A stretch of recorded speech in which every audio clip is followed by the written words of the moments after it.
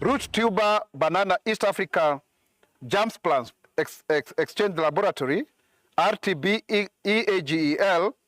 of the plant quarantine and biosecurity station to strengthen safe geoplasm exchange and improve plant health system and build regional capacity in ensuring that we have proper vegetation crop across East Africa.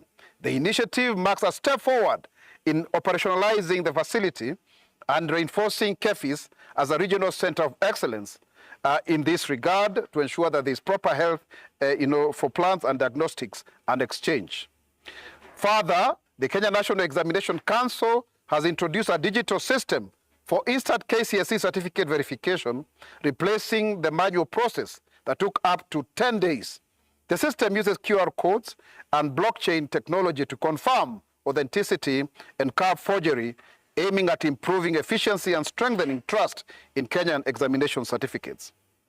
The Kenya Railway Corporation, KRC, has cautioned photographers, videographers, and the members of the public against using railway tracks for photo shoots, warning that the areas are restricted. Watu wanapenda kupiga mapicha sana. This is very dangerous, and really it is illegal to access without authorization, where people are coming very close. Due to unpredictable train movements, content creators are urged to prioritize safety by keeping off all rail infrastructure to avoid endangering themselves and their crews and clients by observing safety regulations around railway property. This is just a brief of what is happening in government today, but now we are live here from NAIVASHA, and we have our guest for this 27th edition, and this is none other than the Principal Secretary in the Ministry of Education, State Department for Basic Education, Ambassador Professor Julius Bitok. Makofi kwake. How are you, PS? I'm very fine. Uko salama? Spox. Yes. Niko poa? Karibu. Yes, karibu sana. Thank you. Hata wewe unafaa kuwa unatuambia karibu. Yes, karibu.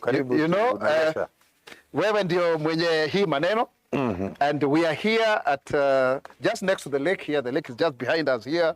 Mandhari nzuri sana.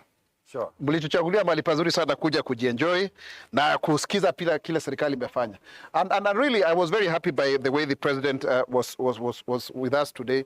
But now, before we come to any other thing, who is Ambassador Julius Bitok? Who I mean, how did you grow up, your education? Let people get to know a little bit of you. Well, thank you very much, Spox Maura, for this opportunity to talk to the nation, to talk to fellow Kenyans about who I am. I think all my information is in the internet. I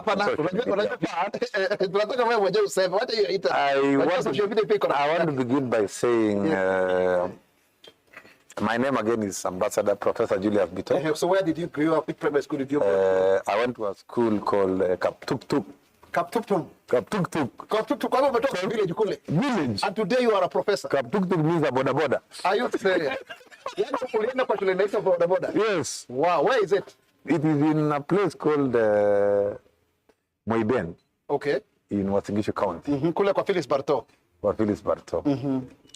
Alafu nikaenda shule secondary. Nilianza shule inaitwa Innocence. Oh, okay. High school. Huko ni Dries Fabuko. Yeah, huko Ban Forest. Ban okay. Forest. Okay. Kidogo nikaenda Chabisas. Nikasoma Chabisas form 3 form 4. Okay. Baada hiyo nikafanya vizuri, nikapata C+. Alafu nikaenda college. Kenya Science. Okay. Iya University of Nairobi sasa. Iya University of Nairobi sasa. Okay, ulifanya education. Yeah, nilifanya education. Mimi mwalimu. Wewe ni mwalimu? Mimi ni mwalimu. Ah, very nice. Hiyo ni kitu nzuri sana. I'm a teacher by training. Yes. Baadaye nikakuja nikaenda Moi University. Kuendeleza masomo. Nikaenda University of Nairobi tena kusoma degree ya pili. Nikarudi Oklahoma State University kwa America. Okay. Kufanya PhD. Okay. Baadaye nikakuwa associate professor. Okay. Wa Jomo Kenyatta University. So your subjects that was the education zilikuwa gani? Nilianza na hesabu. Maths and physics. and plus physics. Lakini hapo mbele nikakata kona. Nikaenda social sciences. Nikafanya finance. Master. Nikasema nikitaka kupata pesa mingi lazima nisomee pesa. And it has worked for me. Sababu nilikuwa nikiendelea ile maths physics. Yes. Pesa sitaiona. Okay. Sasa nilisomea pesa, masters pesa, PhD pesa, nikafunza pesa, nikaanza kupata pesa. Sasa wewe kabisa. Mimi akaunti kabisa mtu wa pesa. So how did the credit chart take what? I taught as a lecturer for 7 years in Moi University. Moi University. Moi University. That's what Later on, I came to Jomo Kenyatta Cooperative for 2 years. Yes, it was under Jomo Kenyatta at that time. Okay. For 2 years. That's when you became an associate professor. Yes. Okay. Then, kidogo, Rais akanipatia kazi nikakuwa ambassador huko Pakistan. Oh, Pakistan. Miaka 7. Wow. 7 years. It seems you have something with number 7 because 7. The 27th show. Yes. Na leo ni tarehe 7. Hii ni tarehe 7. Na alafu miaka 7 ile. Yes. The number of completion. Na ajenda yangu ni 7 pia. Allah. Makofi hapa nyinyi hivyo. Sipigie PS makofi hapa kidogo. Sasa kwa kidogo hapa. Very prophetic. Yeah, nilikuwa nasoma primary, nilikuwa number 7 every time. Hata secondary nilikuwa number 7 every time. Wow. Yes. Hata nikaenda huko miaka 7. Nilifunza university miaka 7. Na hii 7 iko na maneno. Iko na hiyo tutaongea nyuma ya tent hapa. Nyuma ya tent. Unajua nakuwa nikiambia watu na si ati hiyo inapangwa. Nilienda Pakistan tarehe 17 mwezi wa pili. Na nikatoka tarehe 16 mwezi wa pili. After 7 years. That is 17th of February 2014. No, 2015. Up to 16th of February 2022. Exact. Na sio kitu ulikuwa umepanga. Hapana.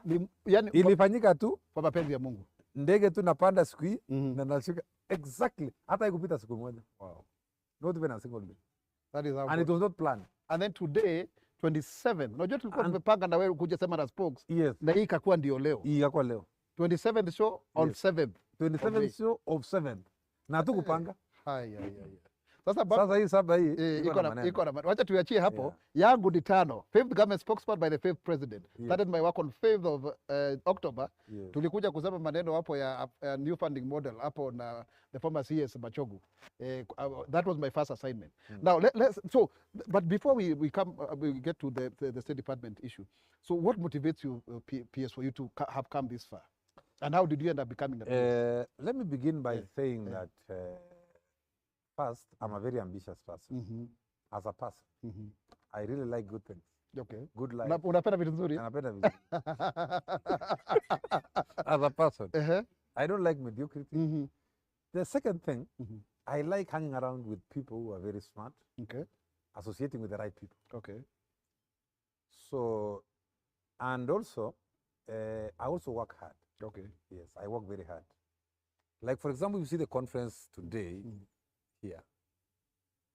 It was my brainchild. All right, this was my original idea. And I felt like we must re-engineer this sector called education. So I talked to the CS, I requested him, I wrote letters to him, and he was gracious enough to accept that we work together towards this. And it's not been easy to put up this together because the Ministry of Education has their own way of doing things. They feel that I'm a disruptor. I disrupt their own comfort zones. And they don't tell me because I'm their boss, but I can see their faces that the body language. They are reluctant to accept disruption. But mine is disruptive innovation and creativity, and I like really moving. So without that, actually, you cannot do much. So tell us now, PS, tell us about the State Department for Basic Education. What does it cover? What is its mandate? Well, the State Department for Basic Education is a very interesting department. I say so because, you know, as I've said, I started my career as a teacher. Then I went to the university. And then I went to a tour of duty to foreign affairs as an ambassador. Later, I went to Ministry of Interior as PS for immigration, Yeah. which is also another very exciting space. Yeah. Right now, I'm back I remember home working with you on issues to of where passport. I am now back home where I belong, in the State your Department profession. of Basic Education. Yes. That is where my background But is. also even in And I'm really very happy with this State Department because it is one of the most networked State Department than any other State Department in this country. Okay. More networked even than Ministry of Interior where I was. What do you than mean? Even State Department for Internal Security. Why? What do you mean by that? Because for every village, yes, you have like 2 or 3 schools. Yes. For every one assistant chief, you have like 5 schools. Okay. In every so in terms of network, in terms of the people you work with, you really get to the grassroots. And what excites me so much about this department is meeting the children, those young souls, those innocent souls. They come, they embrace you, you spend time with them. It's a very, very exciting space. But so I'm really very, very happy, and I thank His Excellency the President for giving this opportunity to serve as PS State Department for Basic Education. It's an exciting opportunity. And it is not because that I am a professor, or it's not because that I am better than other people. It's just by God's grace. And by God's grace that I got an opportunity to serve. And I'm doing it in a very dedicated way. Okay. So and that's why I'm here today, and I'm very proud about the achievements I have achieved so far in the State Department of Basic Education. So let me ask you, PS, how many schools do we have in Kenya in total, the primary schools? Well, we have 24,000 primary schools. These are both public and private? Those are public. 24,000. And we have 9,500 secondary schools, okay, public. And we have another 18,000 private schools, so both around the country. So in total, we have about 52,000. So this 18,000, is it both primary and secondary? No. Yeah. These are both primary and secondary. So 52,000. Private, 18,000. Wow. Yes. So 52,000 in the whole country. And how many kids are currently enrolled in primary school? 11 million kids. That's many. 11 million kids. Wow. Around the country are in basic education institutions. Both primary and secondary. Up to grade 9. The numbers are growing. Yes, the numbers are growing. And 11 million, that would mean like that is 25% of Kenyan population. Yes, exactly. That's 25, what you are. Those are the people who are under you. Those are the people under me. Plus the parents also are under me. Yes, so you need to say 11 million children plus every child has 2 parents, right? So 11 million times 2 is 22 plus 11 is 33. You can see the impact. Lakini unaweza kasema hapo PS. Yes. Maybe there are 2-3 kids. The only disadvantage I have is that mine, not all of them have votes. Mine, not all of them have votes. So they cannot vote for anybody. Anyway, so now what are the key achievements so far from this State Department since you took over, or even 2022 when this? Well, I want to say that. Let me just say key achievements overall, because since this government came to power in 2022, there are many things which have happened on matters of education. We start with the budget. When we came to power, budget for education was 490 billion. 490 billion. Right now, it is 702 billion. So we are looking at another 215 billion in education. That's absolutely amazing. And capitation right now is getting to school before schools open. I said I'm going to make capitation a central delivery in my stay at the State Department for Basic Education. So nobody can say they are since January. Money was getting to school before it opened. This time again, the same. Next time, we also expect the same. And even going forward, there will be no delay in capitation. And that means then no teacher can say they will, get other costs because there's delayed capitation. Exactly. It cannot be. That will not be an excuse. So that is number one. Number two is teachers. This government has been able to employ so many teachers, 100,000 to be precise, since 2022, than any other government before independence. When you look at Moi, President Moi, he used to employ only 500 per year. 24 years, 12,000. Yes. Mwai Kibaki, 1,000 per year. 10 years, 10,000. Uhuru Kenyatta, 2,000 per year. 10 years, 20,000. William Ruto in 3.5 years, 100,000. It's a big difference. It's a big difference. By the way, as we speak now, 35% of the teachers who are employed in Kenya now, who are employed by TSC, have been employed by this government. 35% of the teachers in Kenya's payroll right now have been employed by this government, this present government. Okay. You can see the impact, 35%. So when all the teachers come and you split them, close to 40% have been employed by this government. So it is really a huge impact, okay, so to speak. The other thing is classrooms, infrastructure. There are classes around the country, 23,000. I went to a school here called Lenana, when the president was giving an example. Amazing. Within 1 year, there was no school. But within 1 year, there are 40 classrooms and 2,500 students in school. Wow. And there was no school in that slum. This Lenana slum. In Gado, yeah. In Lenana slum in Gado. There was the no school. Gado area, But within 1 year, a school has been built and 2,500 students. I went there. I was there about 2 months ago. Evidence. We are doing the labs. Textbooks are going to school. We have managed the most successful transition in the history of this country. 99% of the learners transition from junior to senior. So I want to summarize by saying the state of education in Kenya is strong. All right. Of course, there are teething problems like any other sector. But from where I sit, we are doing so well on matters education, and we shall continue. And that is why we call this conversation of these stakeholders. Because I ask the quality assurance officers to come, because the future of CB is in quality assurance. That's true. And we must ensure that we provide quality so that we're able to get competence, we're able to get creativity, we're able to get innovation, we're able to bring out the best of the talent, and we are able to bring out the best competence in whatever field, whether it is STEM, whether it's arts, whether it's sports, whether it is social sciences. Competence is our main focus. So it's not just quantity, it's also quality. It's not only quality, yes. And producing somebody who can produce a solution. Not just produce somebody who is after shortcuts. We want the best person to do the job. Very well. So what now? What about? Tell us about this the movement from NEMIS to. Well, as you are aware, NEMIS was introduced in 2015. It has served this country for almost 10 years. But NEMIS is a 2.0 system of EMIS. EMIS is an education management information system.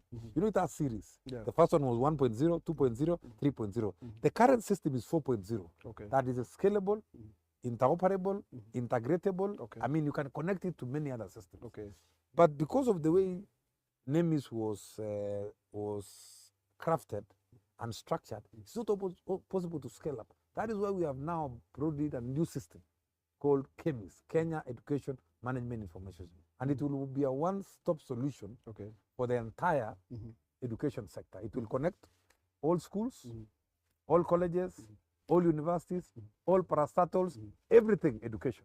So will be in this system. The president is very keen on digitization of education data. Yes. What are we doing about it?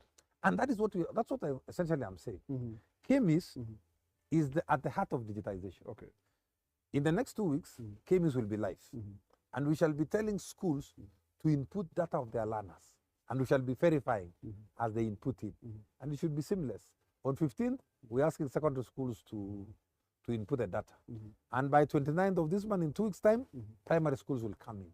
And every school will be connected to KEMIS. Every university will be there. Every TVET will be there. If you understand anything about any student around the country, you get to KEMIS. And you can be able to get to their information and their data. Even Kenya National Examination Council will be in there. Even Higher Education Loans Boards will be there. Everybody else will be there. COOPs will be there. Everything you want education, you'll find it in the system.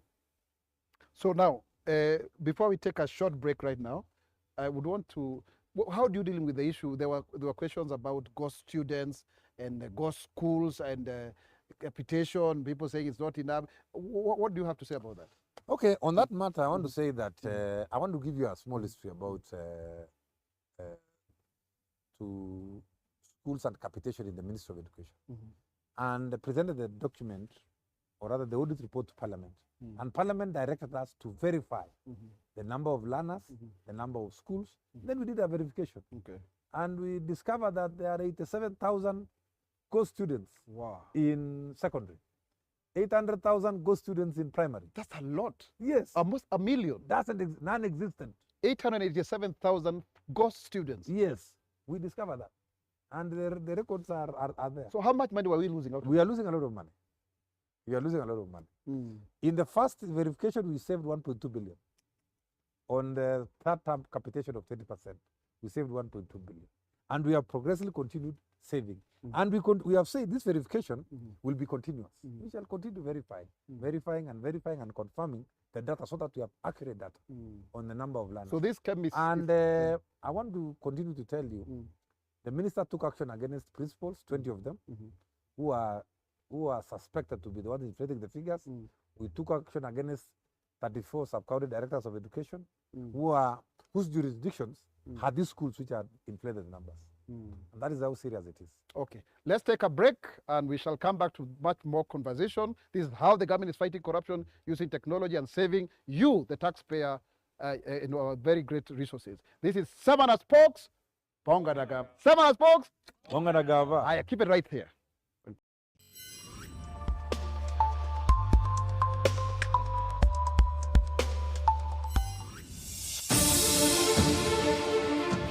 Hizi ni taarifa za wiki hii kutoka ofisi ya msemaji mkuu wa serikali, kituo chako cha kuaminika kwa taarifa rasmi za serikali. Rais William Ruto amemkaribisha mshikilizi wa rekodi ya marathon, Sebastian Sawe katika ikulu na kuahidi kuongeza uwekezaji katika kukuza vipaji vya michezo.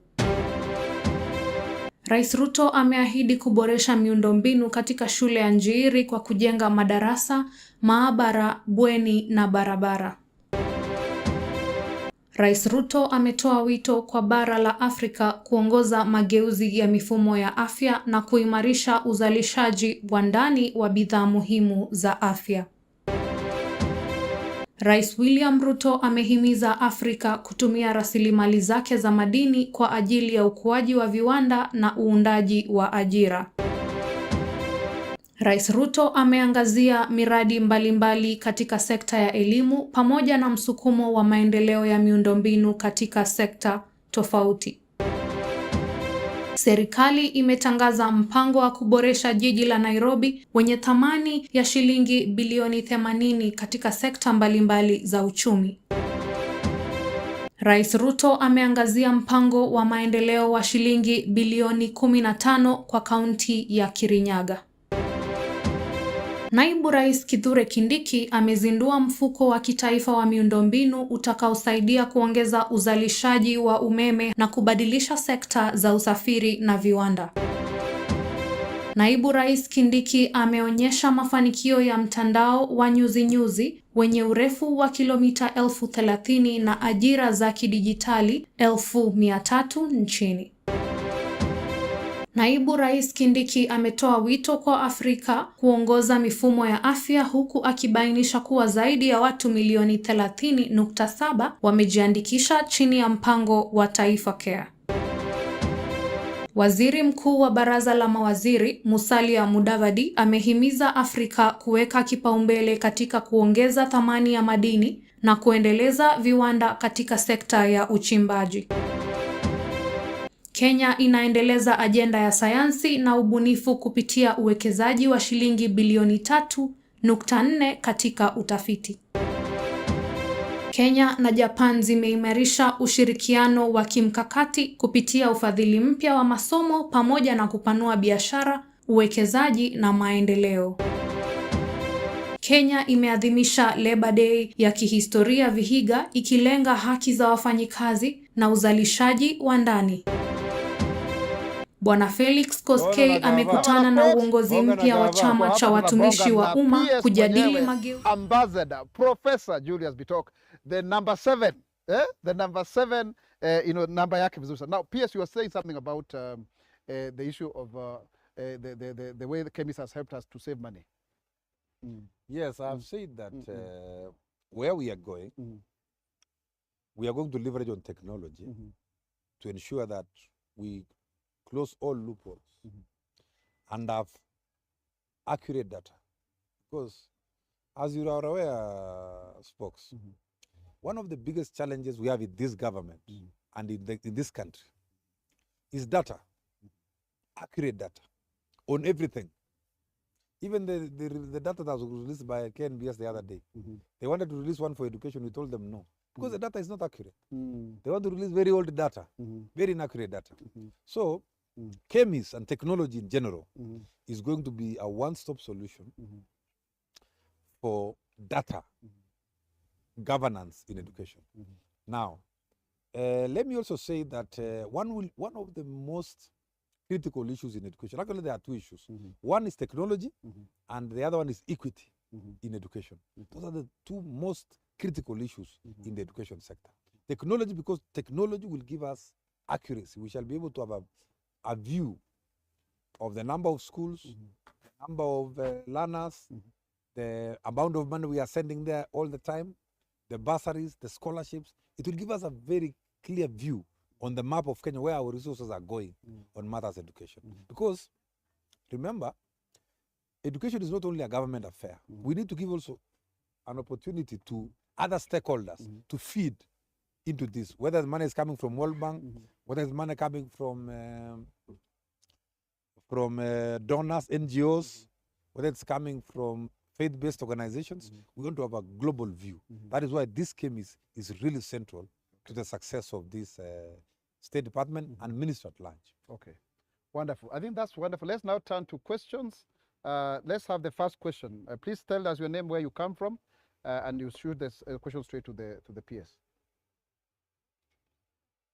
Go ahead, please, and be loud. Sauti tafadhali. Ongeza sauti, please. Go ahead. Is the mic working? Okay.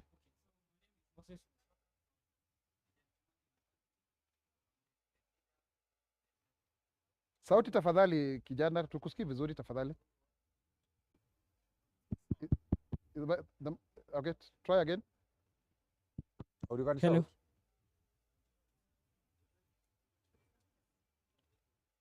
Okay, so Yeah, go ahead. my name is Moses Musyoka. I'm from the Kimathi University. I'm the president of the student organization. So my question goes to Professor Bitok, the PS Basic Education. And my question is about, so today, His Excellency, the President, Dr. William Ruto, said that the government is already in the process of constructing and has already constructed a number of classrooms and laboratories across Kenya. So my question is, which criteria is being used to identify the key areas which need more classes, that is the marginalized areas? And so how is the government knowing which place to do more classes and which one to give which a certain number? So thank you. SPS. Well, Moses, thank you very much for that question. And I want to say that we have a very clear laid down procedure of identifying. And to give the context to that question, right now in my office, I have a request of infrastructure of about 10 billion against a resource allocation of 2 billion. So clearly it is very competitive. But because we have data about all the schools and what they need, we prioritize based on the need, based on the availability of resources. So we have a very clear laid down procedure of how to arrive at what schools and what time. But our objective is to ensure that we build as many classrooms as possible. I've talked about 23,000, which are already done. I've talked about 1,600 labs. And for example, when we were doing the labs, the 1,600 labs, we decided to identify those schools which are new and they have no lab completely, so that we do 1,600. So we have a criteria for allocating resources. But the bottom line is the resources are not enough. We get like almost like 20% of what we need in the sector for infrastructure development. There are too many requests from members of parliament, from county education boards, from principals, from different people from different areas of the country who require. That is why sometimes you feel like you are not feeling it because the demand is too high. Some schools which were built long time ago, like 100 years ago, require some uplifting. Some schools which don't have facilities complete require also some facilities, new facilities, and so on. So we have a very clear, laid down procedure to allocate which schools to start with and which ones to wait. Sometimes, because the resources are not enough, we decide to split. We have two competing projects. Like, for example, a project of 20, the project requires 20 million, two projects 20 million, 20 million. We decide we are going to give them 10, 10 this financial year, so that next financial year we can be able to give them the balance. Those are the things we consider. Equity, fairness, geographical distribution, region, access to education, and such other factors. Wonderful. Let's come to question number 2 right away. Go ahead. Okay, so my name is Maureen Seyan. I'm a student from Kajiado County, and I have a question for you, Professor Julius. Yes, the recruitment of teachers has recently increased in the past years. It has been increasing. So what measures has the ministry taken to ensure there is equal or fair distribution of these teachers in the country? Okay, the government has employed 100,000 teachers. And from our records, we have 453,000 teachers employed. We have 11 million students. So if you divide 11 million divided by 458, it is 24.05. Meaning for every one teacher, there are how many learners? 24 learners. Globally, the ratio should be 1 to 25 for primary. So we're even doing better. We're even doing better than the global standard. For secondary, it should be 1 to 35. But the biggest challenge we have here is not the number of teachers. It is the distribution of teachers. And it is the elephant in the room. Of course, we have shortage in some of the specialized areas like metalwork, electricity, aviation, these new areas, Chinese language, indigenous language. But there are not many schools which offer those courses. But the reality of the matter is, when the government did a survey in 2022, the shortage of teachers in this country was 116,000. The government has employed 100,000. Yeah. By now, the shortage should only be 16,000 nationally.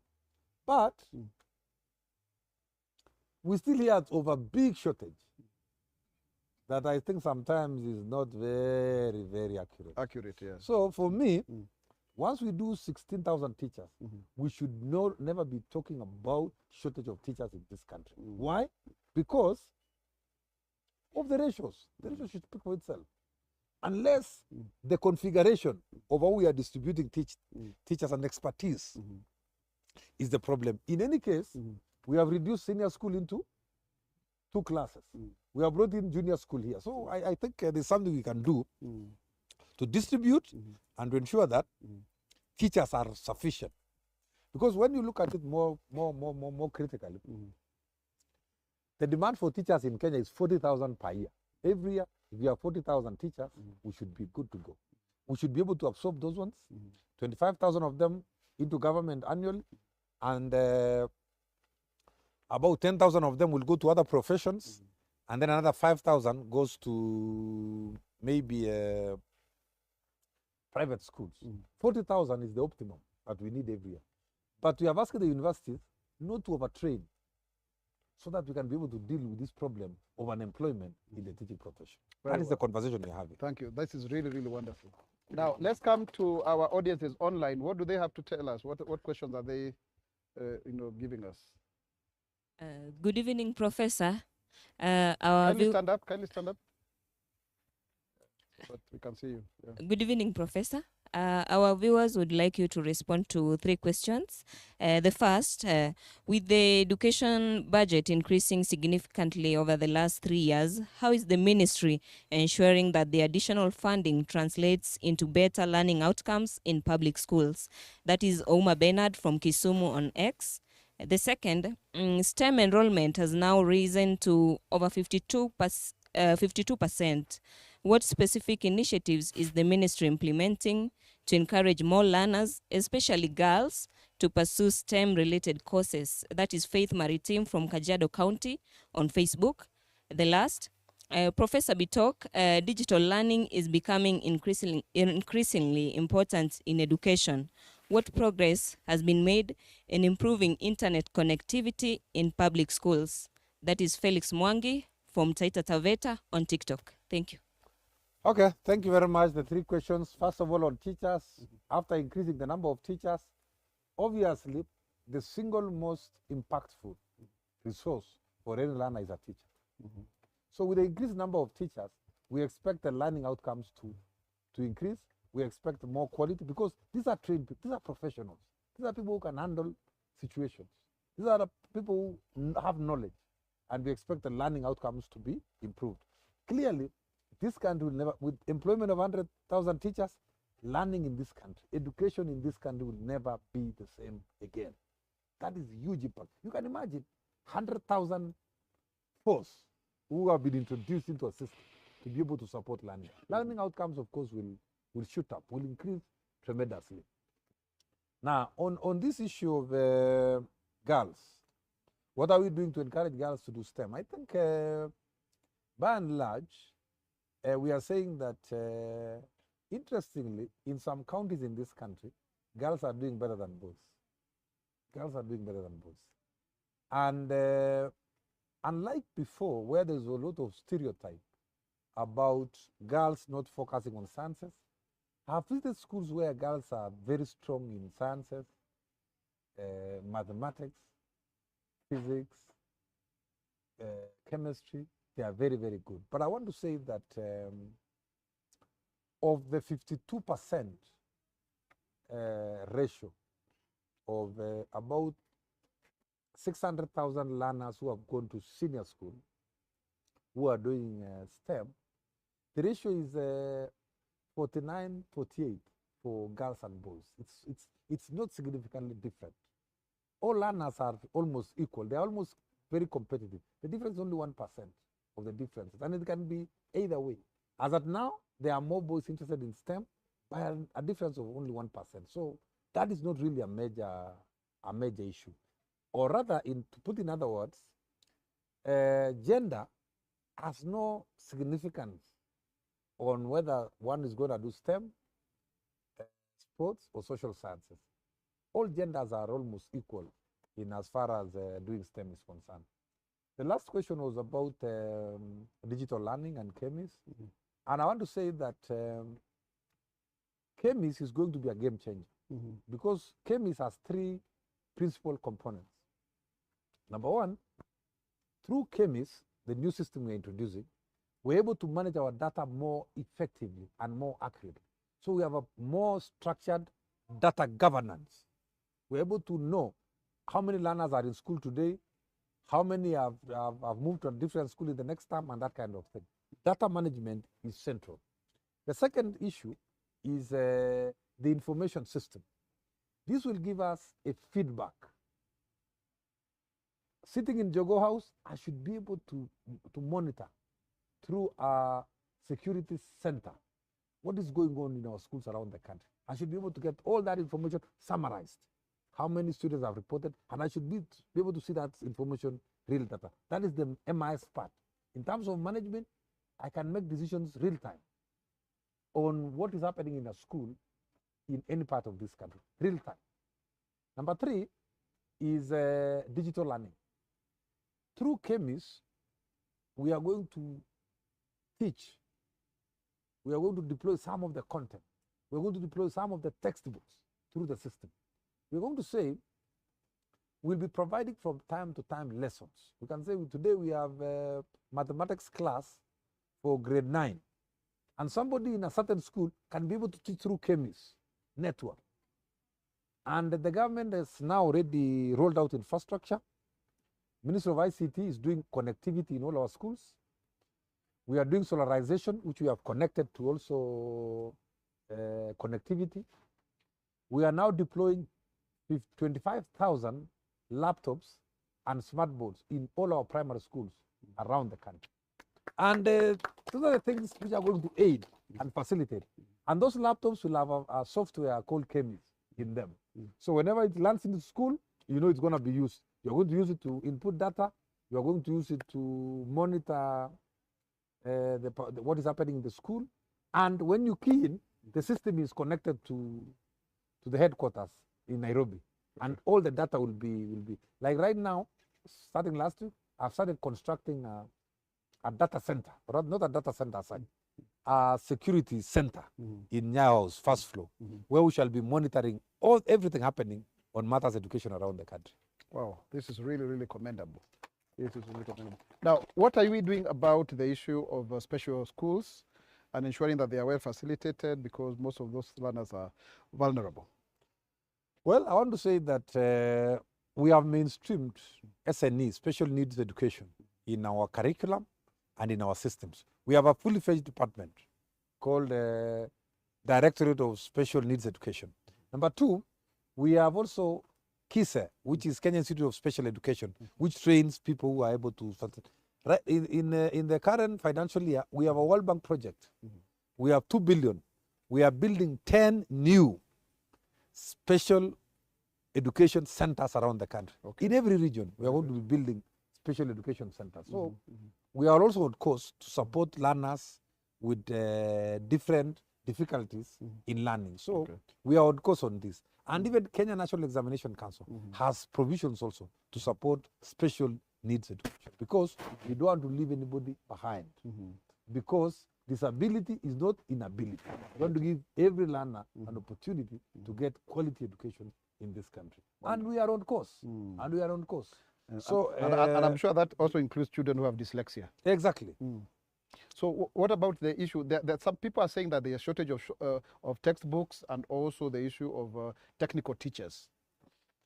I've already answered about teachers. I said there are new areas which have been introduced under competence-based education in grade 10, which we don't have teachers, but we have a plan. Okay. Yes. We're saying things like aviation. Aviation is a new area. Things like electricity, things like metalwork, woodwork, Chinese language. We are now we have talked to the universities. Chinese pia bado iko hapo Even ndani. Chinese bado wamejaa area. So 1.5 billion people, so you need exactly. some, yeah. So we need, now is another, UN has already recognized Chinese as one of the international languages. Yeah. So we must train our people. And again, there are too many Chinese around who are offering. They are our biggest trading partner. And we want them also to get a chance. By the way, I was in China 2 weeks ago. It's a great country. Yes, I'd been actually trained in the West, going there all the time, but there's also other opportunities in China. That's true. And I want to encourage our learners, they can also think. They can also go east and see. Yes, and get some opportunities. Yes. Before you come to Africa. Yes. So now, finally, PS, what is the way forward? What is your general view in terms of the next 1 year as we get towards general elections? What are the key, what do we need to look forward to as you give your closing remarks? Well, Spox, I want to say that looking ahead, this country is headed in the first world on matters education. Looking at the investment, looking at the infrastructure, looking at all facets, this country is on the right track to a prosperous country. And education, as we know, is an equalizer. When we sustain this momentum for the next 10 years, this country will never be the same again. I've given you an example of getting 100,000 teachers in class. Look at the impact. Getting 23,000 classrooms. If we are able to maintain this momentum for the next 10 years, I am confident that this country will never be the same again. We'll change this country completely. Finally, and as I conclude, before finally, the area of innovation, where is the innovation? I want to say that on matters innovation, you see, at the heart of competence-based education, CBET, is not CBET, CBE. At the basic level, CBET is at the tertiary, at the TVET level. But at the core of competence-based education is capability, innovation, creativity, competence, talent Okay. at the core. When you look at the learners we have in CB now, they are very, very creative. They are very creative. They can create anything, and you'll be surprised. When you go to drama festivals, you see what happens. Yeah. They create funny things. When you go to the symposiums Yes. and the affairs, you see what these learners can do. It's unimaginable. Like actually, we were with the president on Sunday at Jiri's. Yes. They even have systems. Like Yes. they're even creating Yes. MIS systems in high school. Yeah. Imagine. Even some of Yes. them were doing some. They want to go to the like a rocket. Yeah. Yeah. Some others create helicopters. And you wonder, this is a grade 9 student thinking about, they have seen an helicopter, they want to create their own. And it can fly. See, I'm a top. And it can fly. And you Okay. get surprised that these guys are they are too intelligent. And then tell us something about Uzalendo, you know, patriotism, because, you know, we are one nation. We don't want to, yeah. What are we doing about that? Okay, I want National to say anthem, that, you know, national creed, yeah, national loyalty. I have written a circular to schools. We want schools to start singing the national anthem. We want to remove this thing of instrumentals because we need to build patriotism. Yes. But looking at the younger generation of Kenyans, they are very patriotic. They love their country. The only challenge with that generation, I think they have another way of looking at things, not like our generation. I think we're a bit more conservative. They are too dynamic, and they think freelance, thinking freelance. But in as far as the national values are concerned, we need to encourage our teachers around the country to continue teaching civics, issues of patriotism, the loyalty pledge, the national anthem, so that we were able to produce a more cohesive society. I want to tell you that it is very important to do that. Last but not least, the state of education in Kenya is strong, progressive, and focused to transforming this country into a first world. Singapore is real. Under education we are talking about. Angalia kamera pale. Thank you very much. Sema nyumba yangu. Sema na Spox. Sema na Spox. Bonga na Gava. Bonga na Gava. And then mimi ni Mkenya mzalendo. Mkenya mzalendo. Je wewe? Mimi ni Mkenya mzalendo daima. Until next time, this has been great. Keep it right here on KBC and all our socials. Thank you. Thank you. Well done. Thank you. Well done.